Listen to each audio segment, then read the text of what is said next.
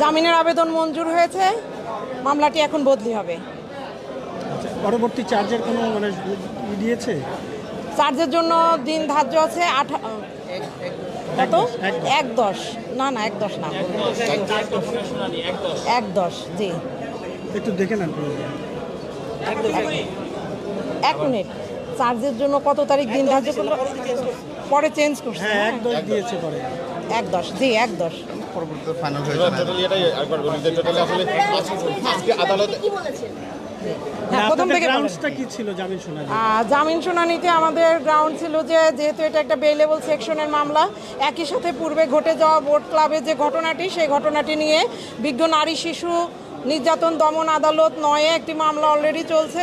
তো আমরা আদালতের প্রতি শ্রদ্ধাশীল হয়ে বিজ্ঞ আদালতের সমন পাওয়া মাত্র উপস্থিত হয়েছি। বিজ্ঞ আদালত আমাদের সাবমিশনে সন্তুষ্ট হয়ে জামিন মঞ্জুর করেছেন। কতদিন পর্যন্ত জামিন দিয়েছে? জামিন রেগুলার জামিন, চার্জ পর্যন্ত। সাধারণত চার্জের সময় আমাদেরকে আবার একটা জামিন নিতে হয়। জি, মামলা বদলি হয়ে নতুন কোর্টে যাবে, তখন আমরা আরেকবার জামিন নিব। মামলাটি যে পর্যায়ে আছে এবং যে ধরনের তদন্ত হচ্ছে তাতে আপনারা কতটুকু আশাবাদী? মামলাটি অলরেডি তদন্ত হয়ে পিবিআই কর্তৃক এখানে প্রতিবেদন দাখিল করেছে। আমরা প্রতিবেদন দাখিল করেছে, তো প্রতিবেদনে যা আসছে আমরা মনে করি যে এই মামলাটি একটি কাউন্টার মামলা। এই মামলায় পরিমণি নির্দোষ প্রমাণিত হবে।